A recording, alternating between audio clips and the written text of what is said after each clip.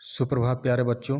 आज हम फिर से एक बार हिंदी की पाठ्य पुस्तक क्षितिज भाग 2 से कक्षा 10 का अध्याय राम लक्ष्मण परशुराम संवाद के बारे में पढ़ेंगे। जैसा कि आप लोगों ने पिछले अध्याय में पिछले क्लासों में पढ़ा है इस अध्याय में कि कैसे जनकपुरी में सीता का स्वयंवर होता है और राम जी द्वारा धनुष टूट जाता है। उस टूटे हुए धनुष को जब परशुराम देखते हैं तो क्रोधित होते हैं और पूछते हैं कि इस धनुष को किसने तोड़ा, वह मेरे सामने आ जाए।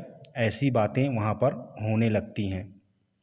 तो इसी क्रम में फिर लक्ष्मण से भी बहस होती है, लक्ष्मण से भी वाद विवाद होता है। अब लक्ष्मण और परशुराम के बीच चल रहे वाद विवाद के बारे में यहाँ पर बताया जा रहा है और बताने के साथ साथ परशुराम और क्रोधित हो जाते हैं।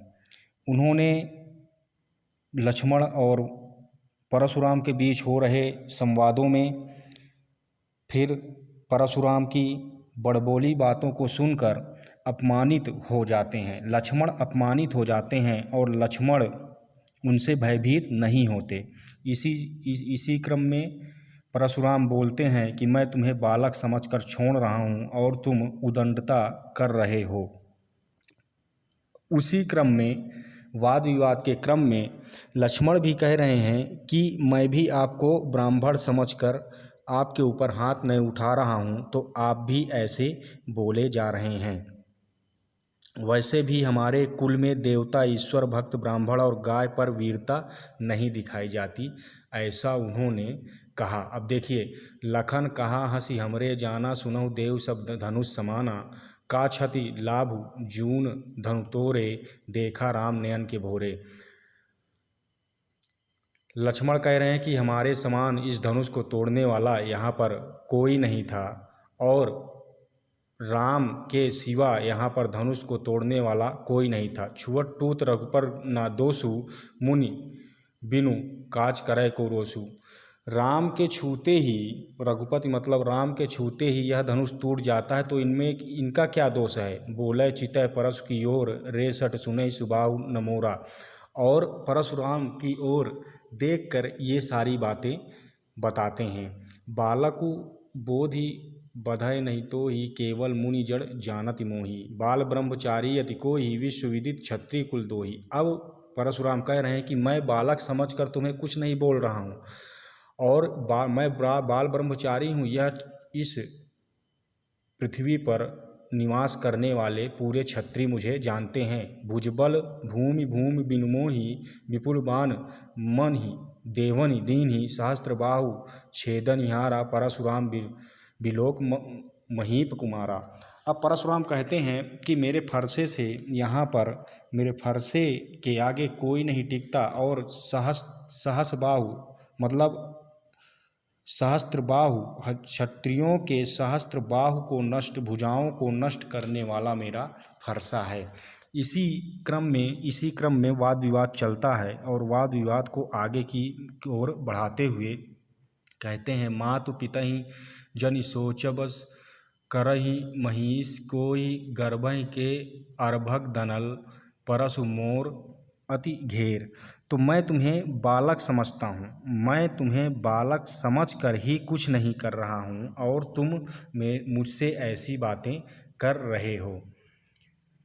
फिर बिसही लखनु बोले मृदुबानी, अहो मुनीषि महाभटमानी, पुनि पुनि मोही दिखाओ कुठारा, चहत उड़ावन फूंक मारा। अब यहाँ पर लखन कह रहे हैं कि बार बार आप ऐसी बातें क्यों बोल रहे हैं और अपने भावों को क्यों ऊपर करके इतने गुस्से में होकर बातें कर रहे हैं और बार बार इस कुठार, इस कुल्हाड़ी को, इस फरसे को मुझे दिखाते हैं और डराने की कोशिश करते हैं। ऐसा लग रहा है जैसे आपके एक फूंक से मैं उड़ जाऊंगा। यहाँ कुमड़ बतिया को ना ही ते जे तर्जनी देख मर जाए। यहाँ कोई कोहड़े की बतिया नहीं है मुरझाई हुई, जो आपके तर्जनी, आपकी उंगली को देखते ही मुरझा जाएगी। यहाँ पर सब धनुर्धर ही बैठे हैं। इन्हीं सब बातों को सुनकर विश्वामित्र बहुत क्रोधित हो जाते हैं और विश्वामित्र लक्ष्मण की बातों से अपमानित और क्रोधित परशुराम ने लक्ष्मण को इंगित करते हुए विश्वामित्र से कहा कि यह बालक सूर्यवंश पर कलंक के समान है और वध करने के योग्य है। ऐसा वह विश्वामित्र की तरफ उंगली करके करते हैं। परशुराम की बातों में को सुनकर विश्वामित्र ने कहा, ऋषि मुनि बालक के दोषों की गणना नहीं करते। ऋषि मुनि जो होते हैं वो बालक कितना भी दोष करे उसकी बात नहीं करते हैं। विश्वामित्र की बातों से प्रेरित होकर वह बोले कि आपके कारण मैं इस बालक को छोड़ रहा हूँ, अन्यथा इसका वध कर गुरु ऋण से मुक्त हो जाता। ऐसा परशुराम जी बोलते हैं। लक्ष्मण की भी कहाँ चुप रहने वाले में से थे।